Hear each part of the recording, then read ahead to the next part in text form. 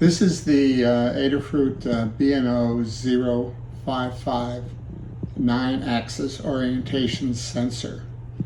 I'm also showing an insert of the sensor on the right to give you an idea of its size. It's only a couple centimeters. I recently got interested in this sensor as it has an accelerometer, a gyroscope, and a magnetometer. I'm quite interested in getting some roll, pitch, and yaw data in a future project. I had previously used the BNO055 sensor for a hexapod and quadrupod robot project, as can be seen in the right clip that I use this from a previous project video that's on my YouTube channel, Lotbot Robotics. The BNO055 sensor supplies data that the quadrupod is being turned over, and the processor has been programmed to activate the servos controlling the robot's legs in the inverted position. Turning the robot right side up causes the BNO055 to supply data to the processor to activate the servos controlling the robot's legs in a normal position. I learned everything I needed for this project from the tutorial and technical information Adafruit provides about their BNO055 sensor. All I really needed was just to be able to have the sensor supply information necessary to when I turn the robot over so that the legs would invert and be able to walk either right side up or turned over. Recently, I became aware of a free 26-lesson course about the BNO055 that was taught by Paul McWhorter. It's called 9-axis inertial measurement unit. This can be found on Mr. McWhorter's website, toptechboy.com. I found this to be an outstanding set of lessons on the BNO055 and some additional related information. I went through the 26 lessons and learned a lot. In the last lessons, Mr. McWhorter had the viewers develop a self-leveling platform using his design and code. In this video, I want to show you my student's version of his design and code. I then want to show a few additions I made to this very interesting project. If you want to know the design of Mr. McWhorter's hardware or code, you really need to take Paul McWhorter's free course. This is my attempt to duplicate the platform developed in the course. The software developed in the lessons has already been compiled and loaded onto the Arduino Nano, which you can see is connected to the BNO055 and the two servos. Before I turn on the power and show the self-level function of this platform, I want to show you what happens if I tilt the platform in the pitch direction. That's the length of it going up and down, and the roll direction, which is the width going sideways up and down. You can see the platform just moves in the direction I'm moving it. One other thing I want to mention is that the course discussed holding the servos so that you don't get your fingers pinched. I create 3D printed parts for my robots, as you might have noticed in the robot clip that I played earlier. And I'm going to use an extra leg that was made to attach to similar servos in one of these robots as a handle to avoid pinching my fingers. I'm going to attach the handle and continue to show the self-leveling platform. Okay, well, I connected the leg of the robot to make it a handle for this platform. And you see, when I move when I move the handle in any positions, the platform goes with it, but it's not level. Okay, now I turn it on and we get an initial startup. And you'll notice there's a little slant in the video, but it's really level. It's just that I can't sync the camera on a tripod with holding it correctly. But you'll notice that as I turn the handle in different directions, the platform is no longer moving with it. It's simply trying to conform to the position that it's in, and it sort of stays in that position, and that's its zero position, or its level position. And I have another clip right after this one that will give you a better view of levelness from a top of the platform instead of looking at the handle and the movement of the handle. At this point, I'm going to bring the platform all the way up to the handle, or the handle up to the platform. This is how I would have squeezed my fingers. Now what I've done here is attached a couple of levels, one in the pitch direction and one in the roll direction.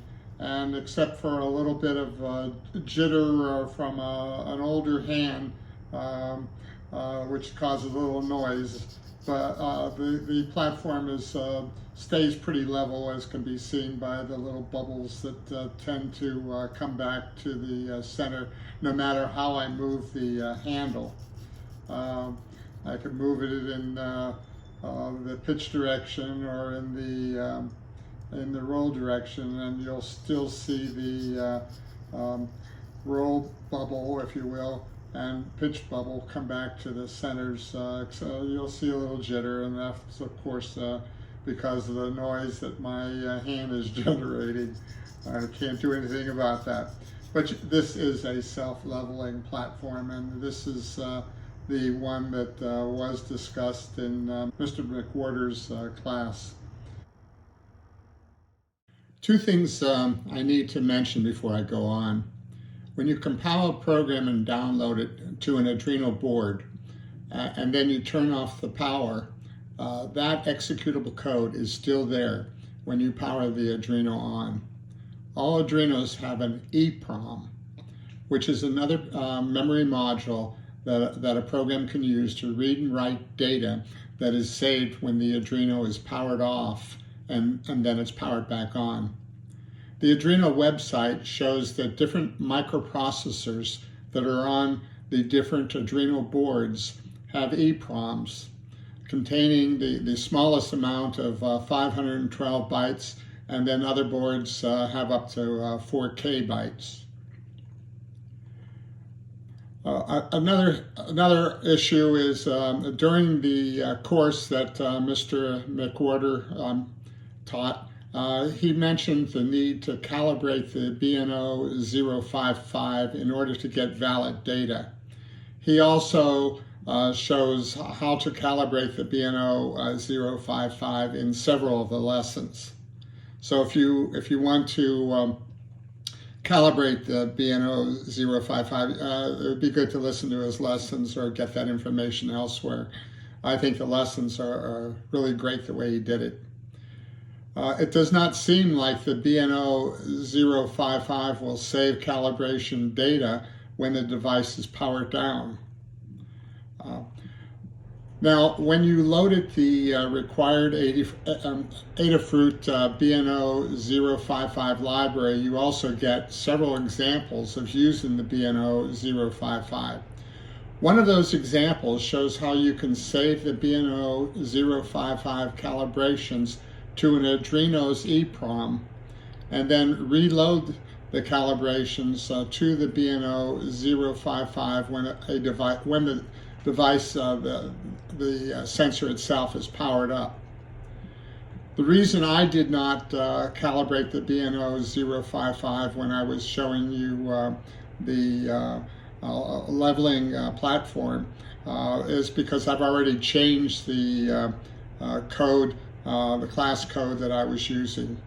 And I had used a program from the library to save the calibration data to the Eprom. Now I just want to mention a couple of comments about the Adafruit code that saves the calibration data. Okay, if you open up the Arduino IDE and then you pull down the file drop down and you go to examples, and then you go down to the BNO, let me just pull that up a little bit.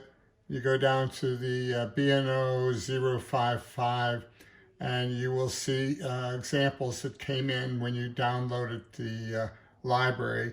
And the example you want to look at is this restore offsets. And this is talking about the calibration data that you want to be able to load to the BNO055. So if we pull it up and then expand it, okay, now you could be going through this code yourself. There's only one thing I really need to mention to you, and let me go down. As you pass through here, you'll see a few functions. This display sensor detail function, and then display sensor status function, and display cal status, and then you, and the offsets. Then you get into the setup. And at the bottom of the setup, let's see, where's the bottom of the setup? Yeah, right here.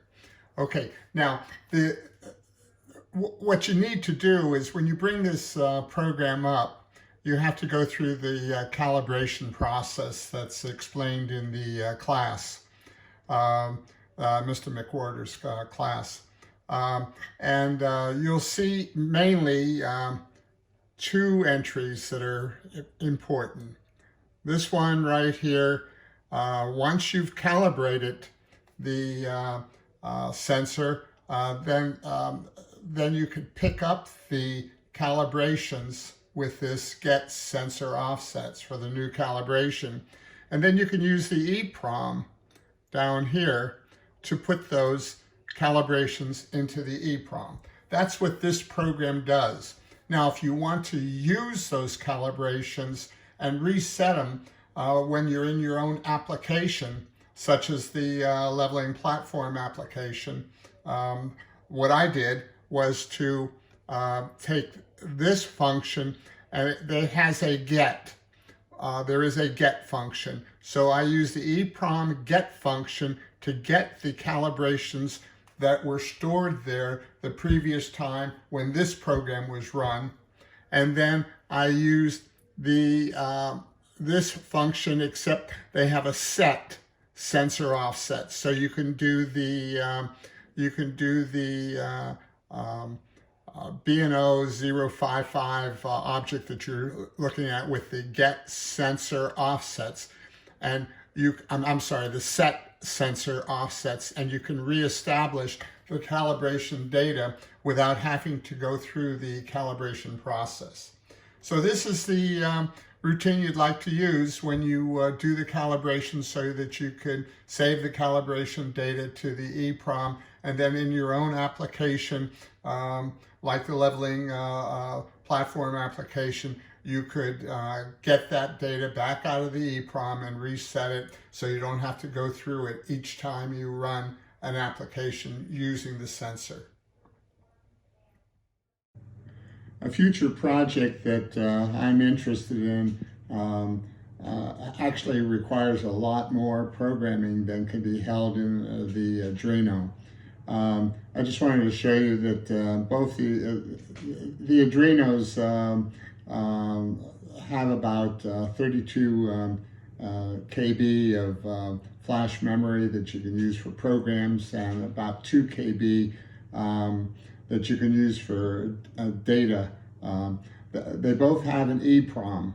I really prefer the STM32F4.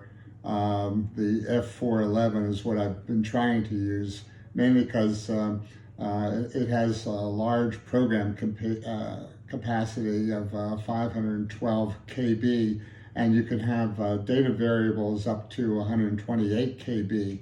The problem with it is it doesn't have an EPROM, so you can't really save the calibration data we were just talking about. But you can put an SD adapter on there and save the calibration data to an SD card, and then read it in when you boot, and reset the calibration data in the BNO055.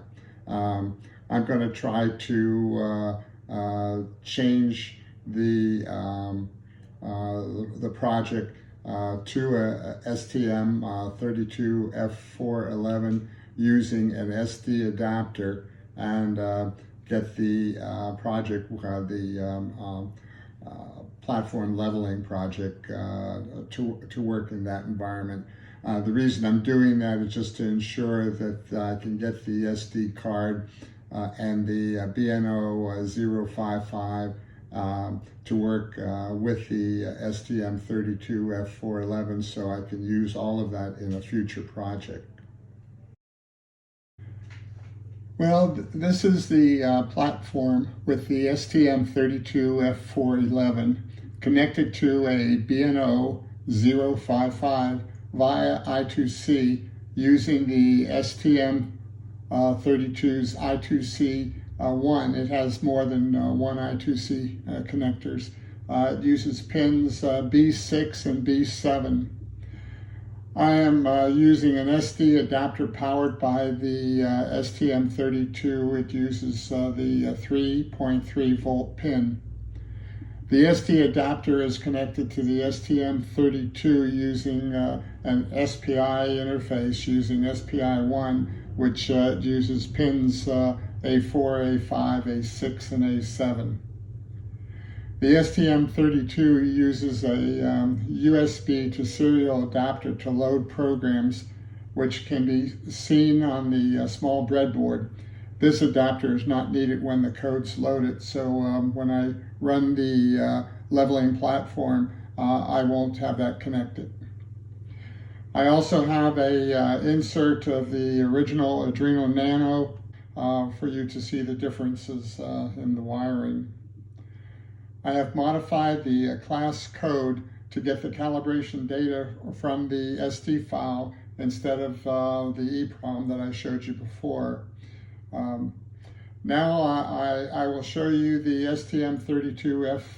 STM32F411 base platform staying level, and then for those that are really interested, I'll discuss the changes to the Adafruit code that was used to load the calibration data to the EPROM, and the version I'll show you now will show you the changes that I made, so that instead of using the EPROM, it's going to be using the SD to save the calibration data.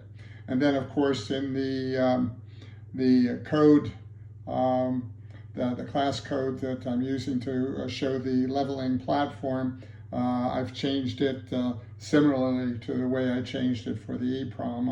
I'm using the routines that will be in the code, the Adafruit code that I've modified. I'll just point that out to you as I go along.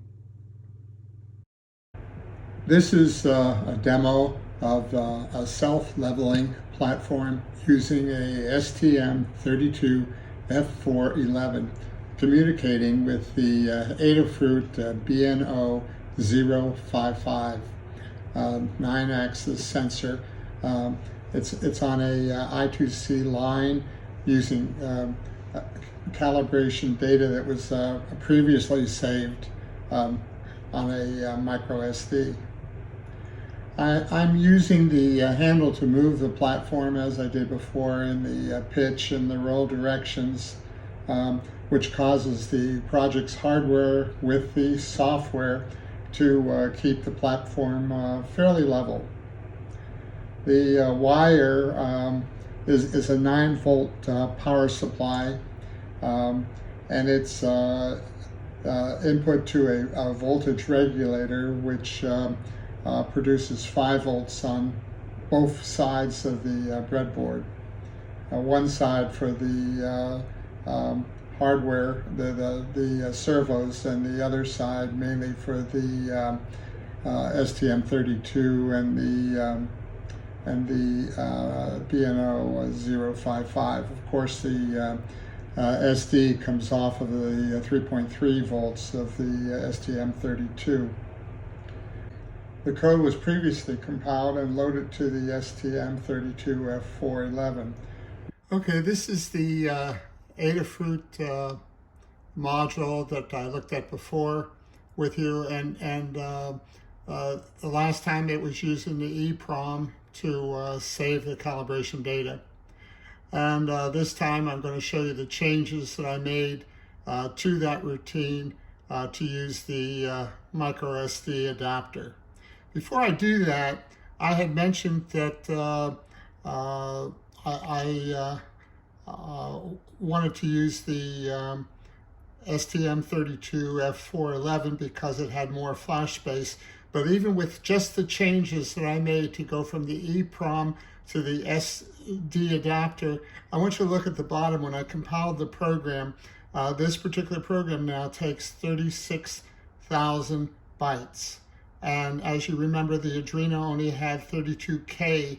And out of that 32K bytes, 1 or 2K was used for the bootloader. So it was probably closer to 30K of flash memory.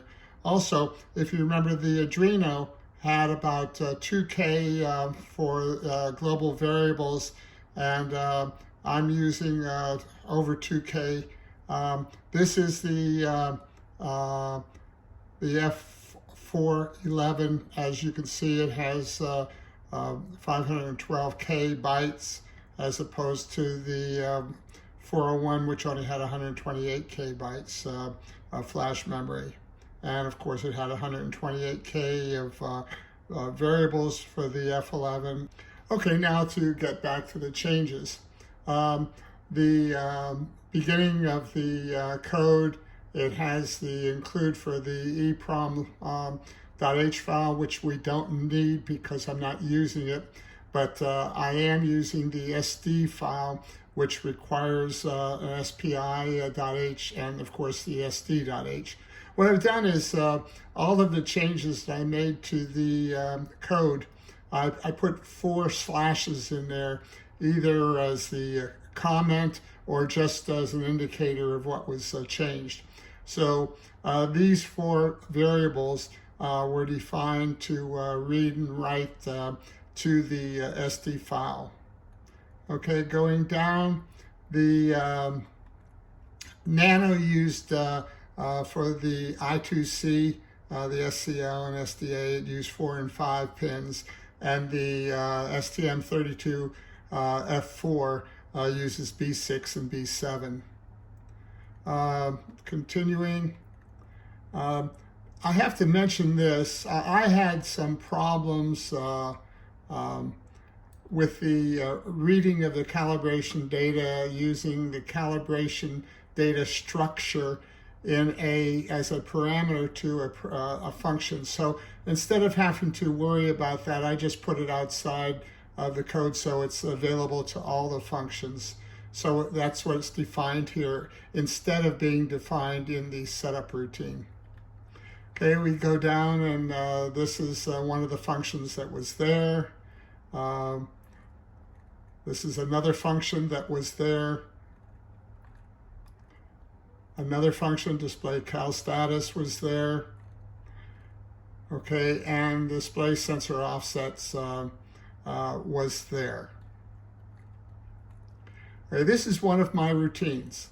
When we did the Eprom, the first thing it did was set the address of the Eprom to 0, and then it put the ID of the sensor in the first position. Then it followed the data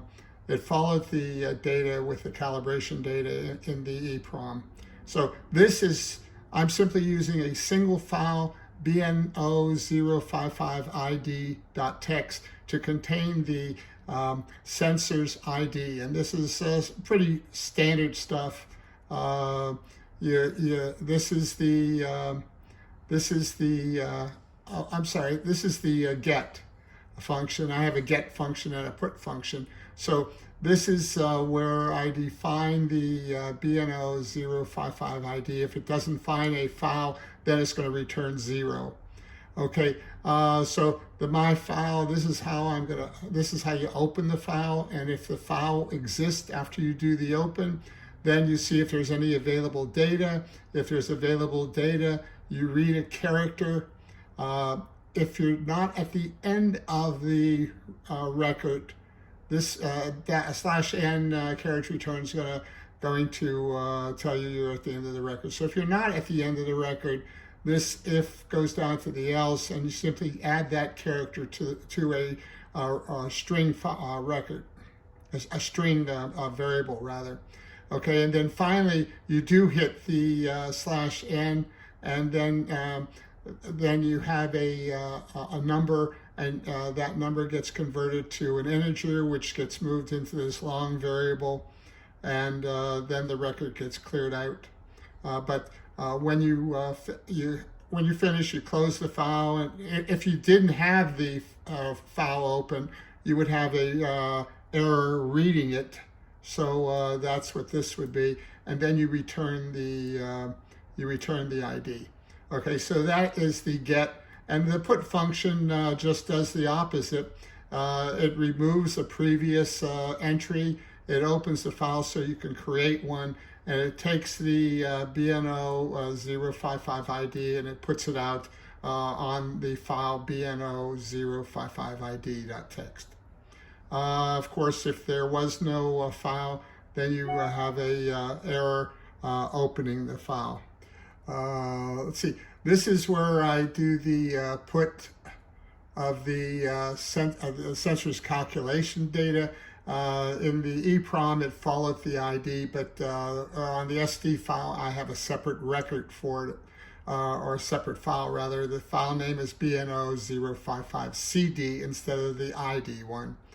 Okay, it opens the file. Okay, we write out a message saying that we're writing the file, and then we move the data into the file we just opened. We separate the fields by commas so that when we read it back in, we know that where each field ends.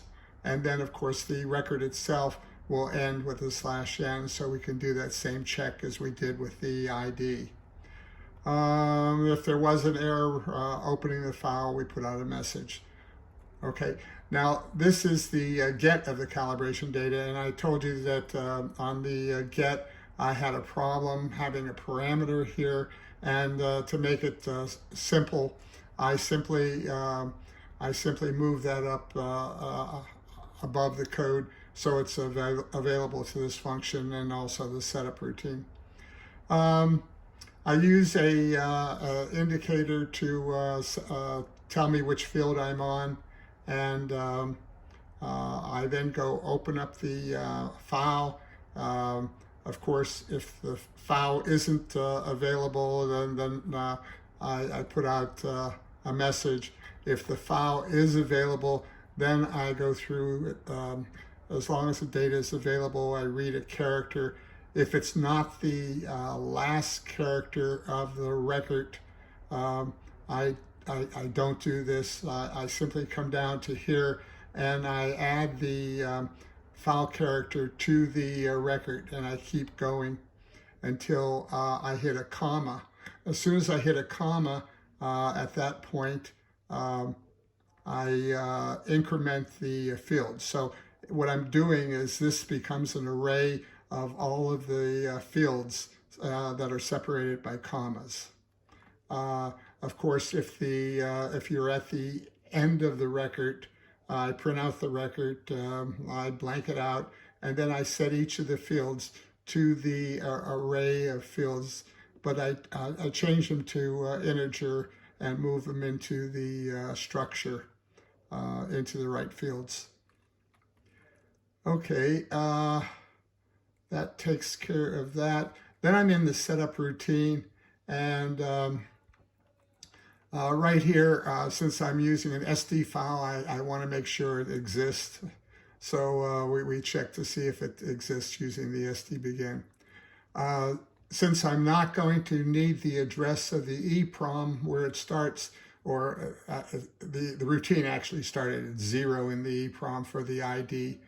So I don't need that, and I don't need the EPROM get of the ID. Instead, I'm going to use my routine to get the ID. And then I don't use this structure definition for calibration data because I moved it outside of the setup routine because I was having that problem on the get. I keep going. This printing out this comment simply was because it had EPROM, and I'm using SD field rather. Same sort of thing here. It was EPROM, and I'm putting out the message for the SD file. I don't have to add the address, the size of the ID, which was a long variable, to address, because I don't need to use the get here to get the calibration data. Instead, I'm going to use my own routine to get the calibration data. And that is, I forgot. Oops, no, there's a little bit more. And here is the, it had printed out a message. It was storing the calibration data in EPROM, and of course that gets changed to the SD file. And we don't need the address anymore since we're not using the EPROM put, but we're using my put of the ID. Okay, and the same thing here. We don't need the length of the long to the address to put it out here because I'm using my put. Now in the put, I was able to use the structure for the calibration data, and it worked fine, but I don't know why I couldn't get it to, but you know, as long as you have a solution to a problem, you don't have to go looking for another one. Okay, this was changed from EPROM to SD file. Okay, and then the loop basically does not do anything different than it did before. Now, there is two things I want to mention though. When you're in your own application program and you want to use the calibration data that's been stored by this program on the SD file, then what you need to do is you need to get the calibration data. Actually, you need to get the calibration data, which was up here. But first you needed to get the sensor. Okay, so what you would do in your own program is you would get the ID, okay, you make sure it's the correct data, and that comes out of one file. And then you would get the calibration data here. Okay, and after you got the calibration data, you need to store that calibration data back into the sensor itself. And this is where it sets the calibration data back into the sensor. Okay, so that's the changes that I made to this program to use the SD card. You have the original code, and this shows you the changes I made. For anyone wanting to really understand the BNO055, I heartily recommend viewing Mr. McWhorter's IMU course. I will be using the information I learned in a future project. And if you like this video, I would appreciate a thumbs up. Thanks for watching.